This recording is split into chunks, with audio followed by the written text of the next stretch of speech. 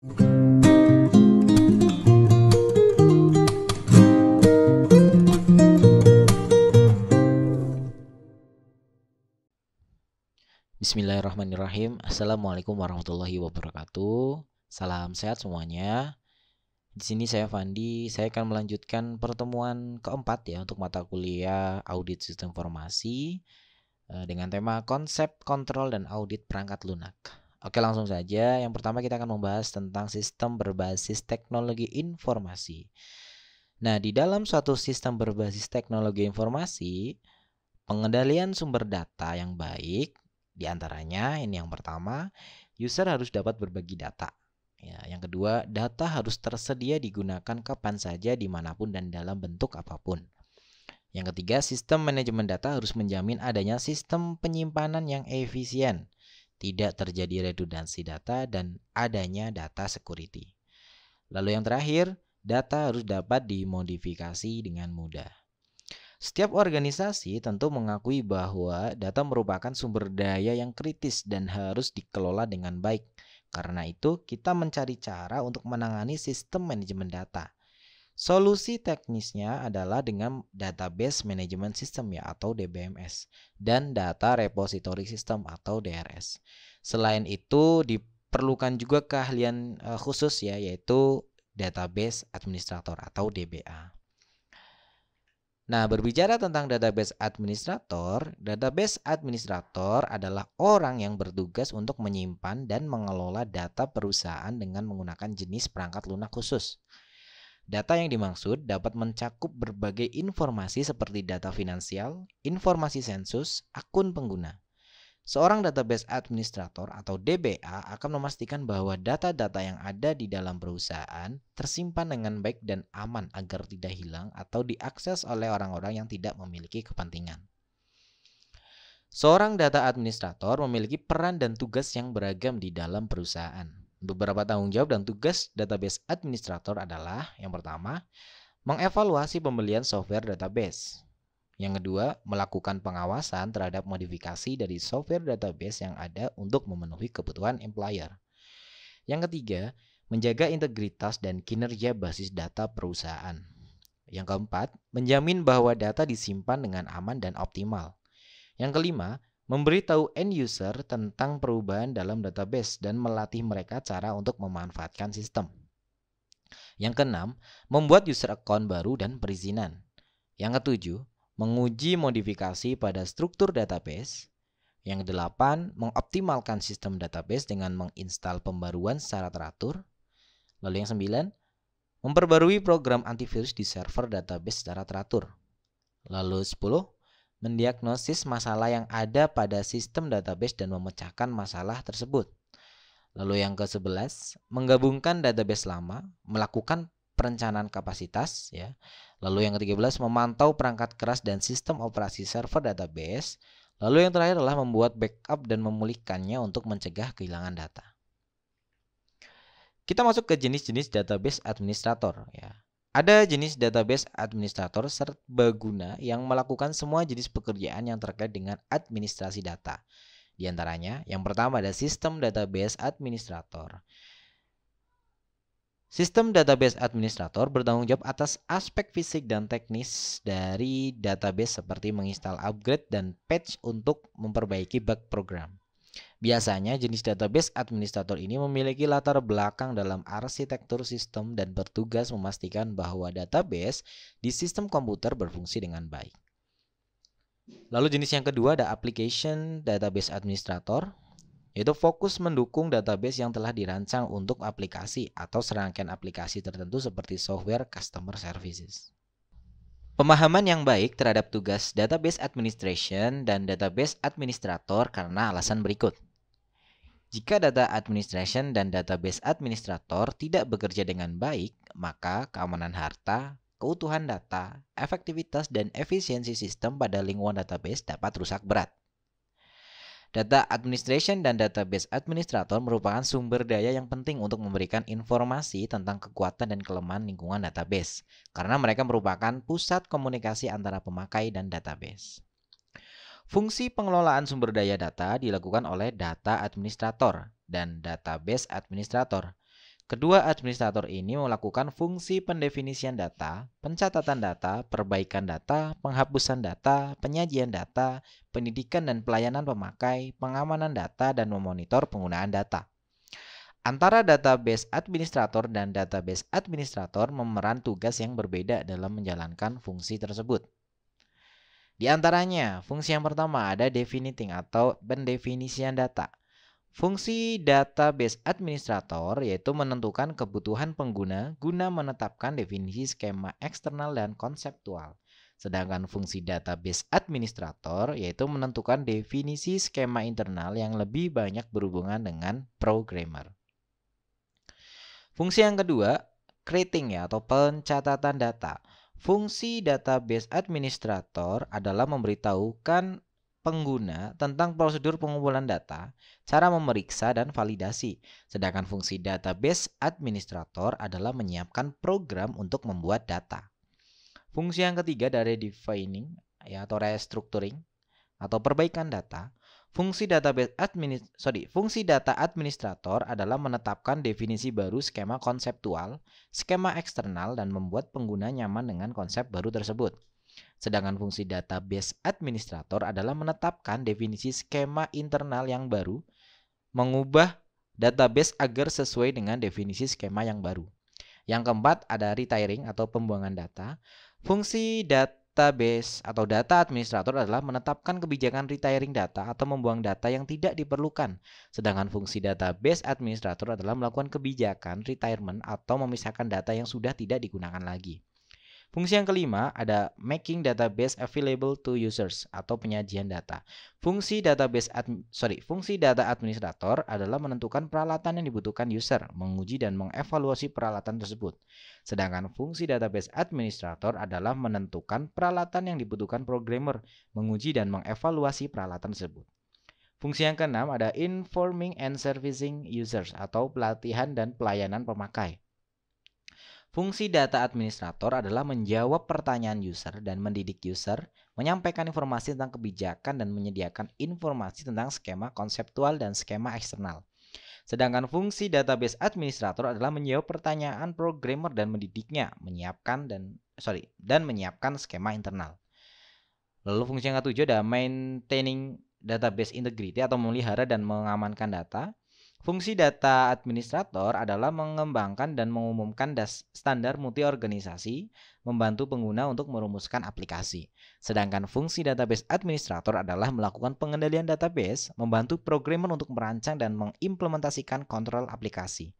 Lalu yang terakhir atau yang kedelapan, monitoring operation atau memonitor pemakaian data. Fungsi data administrator adalah mengawasi aktivitas pengguna dalam pemakaian database.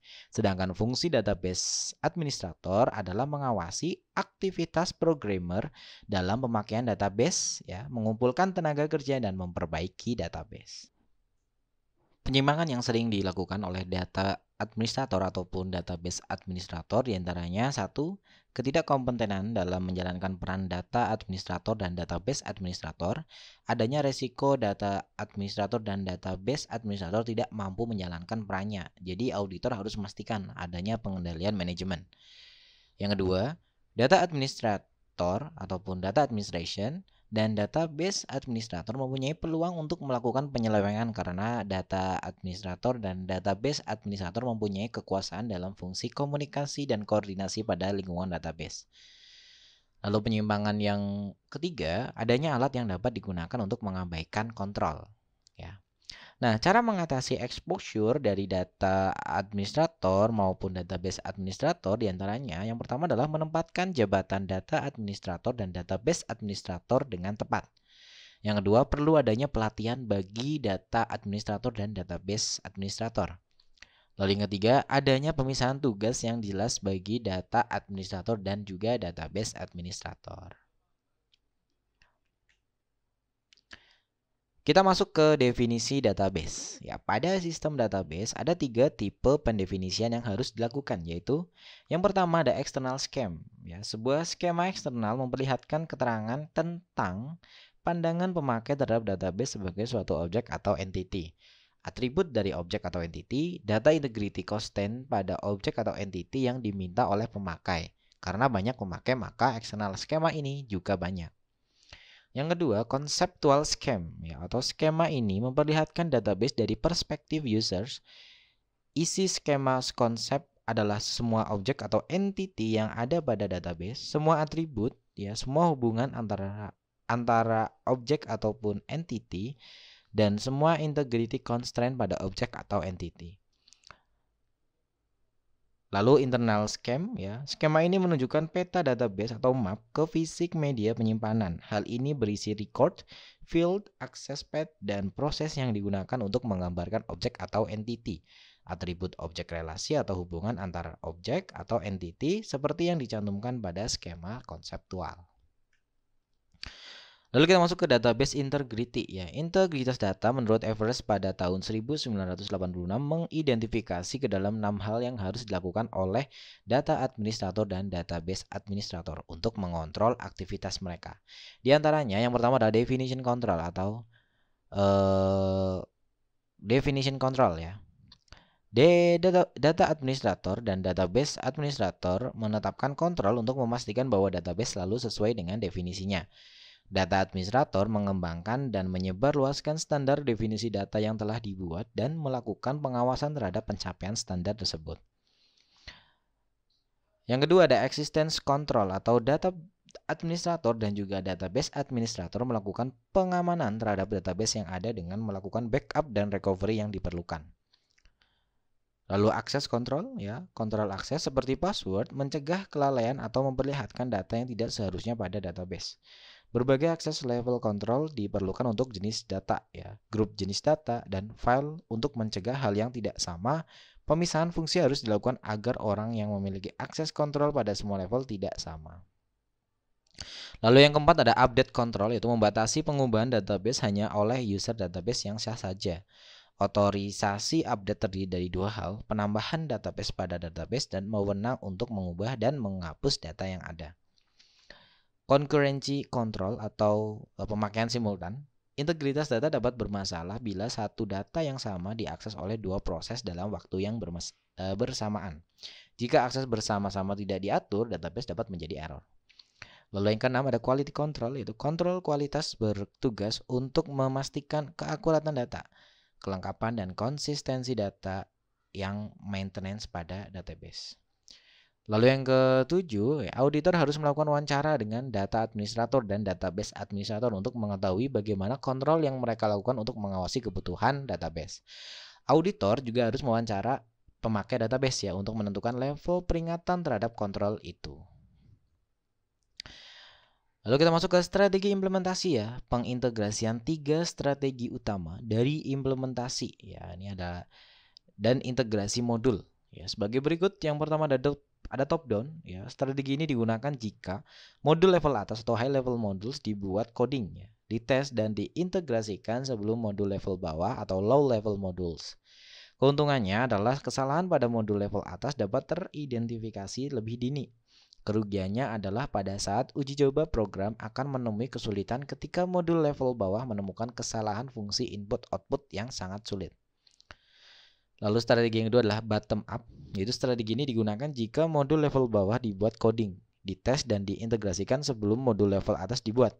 Keuntungannya adalah modul level rendah yang merupakan operasi yang paling sulit diimplementasikan dan diuji terlebih dahulu. Kerugiannya adalah pendekatan ini sangat sulit untuk diteliti seluruh operasinya sebelum programnya selesai dibuat. Lalu strategi yang ketiga adalah treats.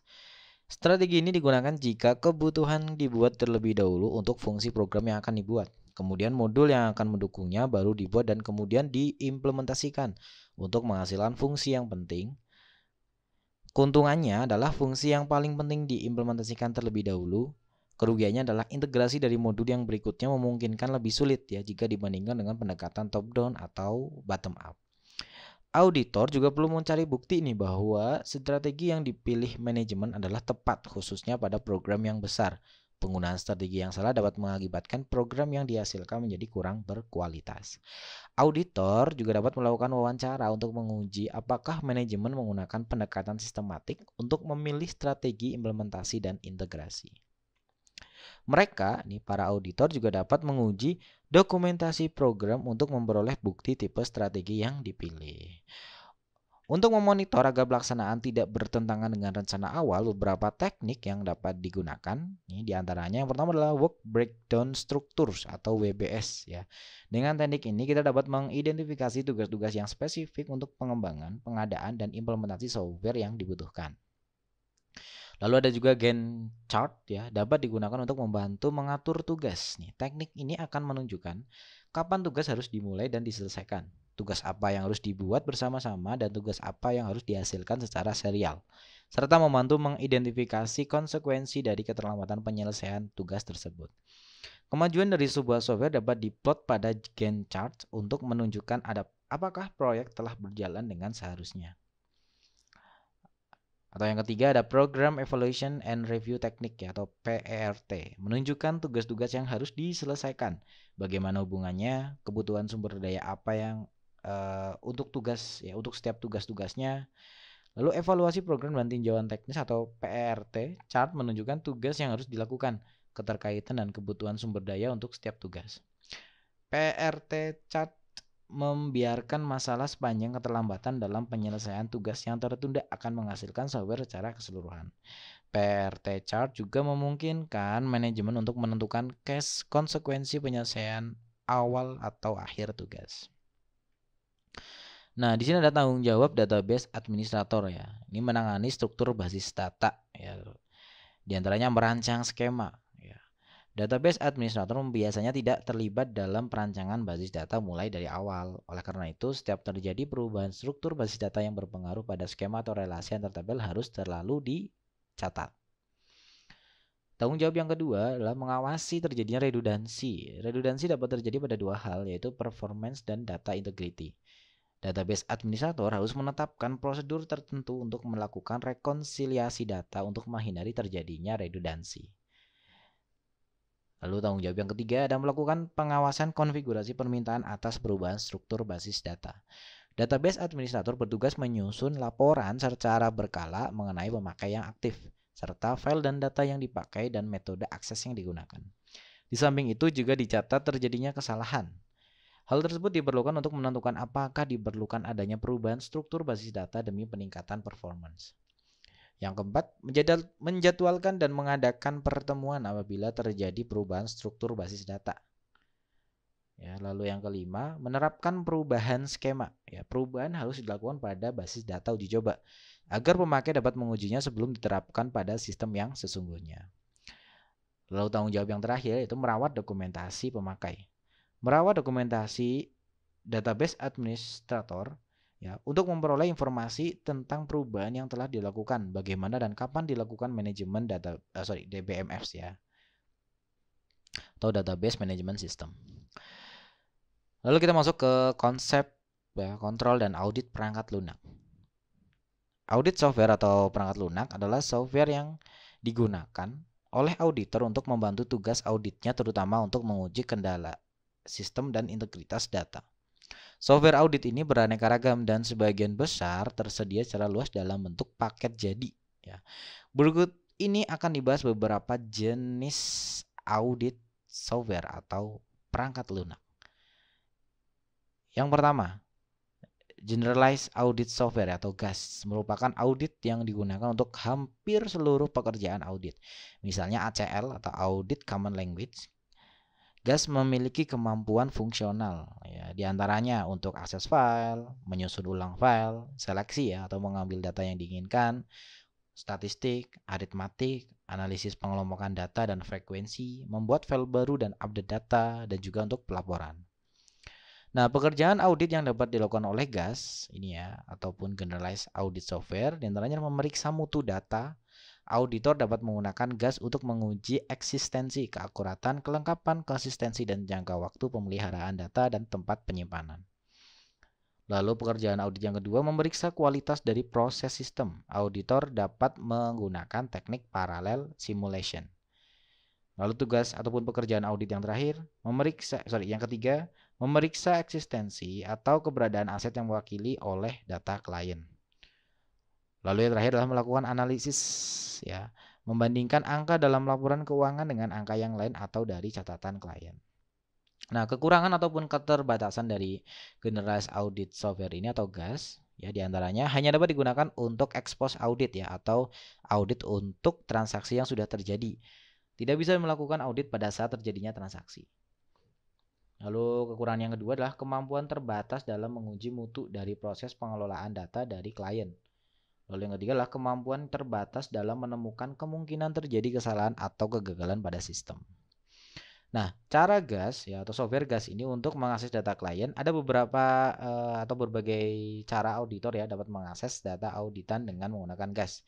Yang pertama adalah data di copy ke disk atau melalui modem ataupun melalui LAN klien. Itu sekilas tentang GAS atau Generalized Audit Software.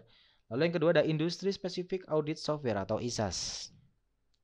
Ini merupakan software audit yang dibuat khusus berdasarkan jenis industri yang akan diaudit ya.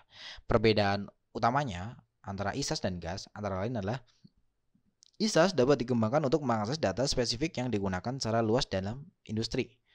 Lalu yang kedua adalah ISAS diimplementasikan kepada industri tertentu yang menyediakan perintah high level yang memuat fungsi audit umum yang dibutuhkan untuk mengaudit industri tersebut. Lalu jenis audit software yang ketiga ada high level language atau 4GL ya, atau 4GL. Memiliki fungsi yang sama dengan GAS dalam audit, contohnya adalah fourth generation language seperti SQL, QBA, SPSS, dan SAS atau SAS ya. Alasan penggunaan fourth generation language ini diantaranya adalah fungsi yang terdapat pada GAS yang ada pada 4GL atau 4GL. Auditor lebih menguasai 4GL dapat digunakan lebih mudah dibandingkan dengan GAS. 4GL digunakan secara luas dalam organisasi yang akan membantu auditor dalam pekerjaan. Lalu jenis audit software yang keempat adalah utility software ya. Software untuk berbagai keperluan umum yang tidak hanya dilakukan oleh atau diperlukan oleh auditor. Jenis-jenis kegunaan utility audit software ini antara lain adalah untuk keamanan integritas, menguji mutu dari data, mengamankan sistem klien, memeriksa utility dan juga mengukur efisiensi operasi ya. Auditor menggunakan utility software dengan alasan nih, dapat digunakan untuk melakukan keamanan khusus atau fungsi yang berhubungan dengan integritas. Dapat digunakan untuk mendownload data. Dapat melaksanakan fungsi yang tidak dapat dilakukan oleh GAS atau software audit lainnya. Dapat menyelesaikan tugas audit dengan cara efektif dan efisien dibanding software audit. Dapat digunakan auditor untuk membantu mengembangkan software audit baru. Lalu jenis audit software yang kelima ada Expert System Software atau ES ya. Merupakan program yang dibuat berdasarkan keahlian manusia yang mempunyai kemampuan untuk menggantikan tenaga ahli tersebut pada saat terjadi masalah. Alasan auditor mengembangkan, memelihara dan menggunakan AES antara lain, AES menyediakan pengetahuan yang hanya dimiliki sebagian kecil auditor. Lalu yang kedua, karena perkembangan teknologi yang pesat, sulit bagi auditor untuk menguasai pengetahuan yang mungkin atau dihadapkan dalam fungsi audit. Ya.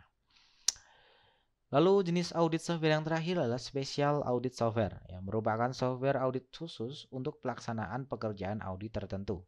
Alasan menggunakan Special Audit Software diantaranya adalah tidak tersedianya software alternatif. Lalu yang kedua, keterbatasan fungsi dari software alternatif. Yang ketiga, pertimbangan efisiensi. Yang keempat, meningkatkan pemahaman tentang sistem. Yang kelima, kesempatan untuk implementasi yang mudah. Dan terakhir adalah peningkatan kemandirian auditor. Jadi itu tadi untuk pertemuan keempat, kita sudah membahas tentang sistem berbasis teknologi informasi, lalu kita membahas tentang database administrator, ada data administration ataupun data administrator gitu ya. Lalu ada juga tadi kita membahas tentang database ya, database integrity dan tanggung jawab database administrator gitu ya, sampai ke tadi konsep, kontrol dan audit perangkat lunak ya, sampai tadi untuk yang jenis audit softwarenya gitu. Nah mungkin itu saja untuk pertemuan 4 ini. Kita nanti akan lanjut lagi ke pertemuan kelima ya. Sampai ketemu lagi di video saya berikutnya. Terima kasih. Wassalamualaikum warahmatullahi wabarakatuh.